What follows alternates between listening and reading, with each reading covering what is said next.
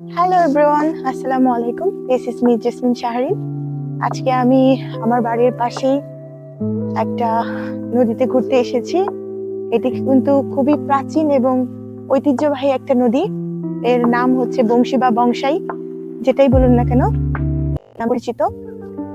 এটি কিন্তু ময়মনসিংহের মধুপুরের গড় থেকে উৎপন্ন হয়ে ধলেশ্বরী নদীতে এসে মিশেছে।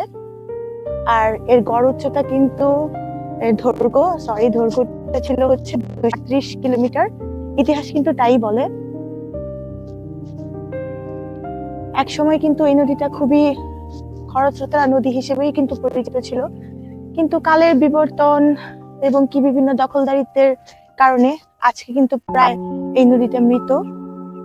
তবে বর্ষার মৌসুমে কিন্তু এখনো মাঝে মাঝে কিছু কিছু জায়গায় কিন্তু এর মনোমুগ্ধকর প্রাকৃতিক সৌন্দর্য কিন্তু ফুটে ওঠে।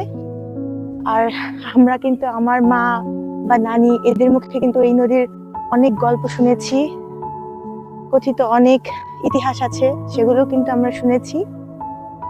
আর এই নদীর হচ্ছে দুই পাশে বিশাল বাঁশঝাড় ছিল।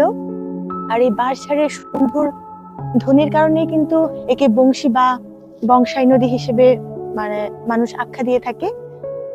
তো এটা হচ্ছে নদীর ভিউ সাবান নামা বাজারের পাশেই।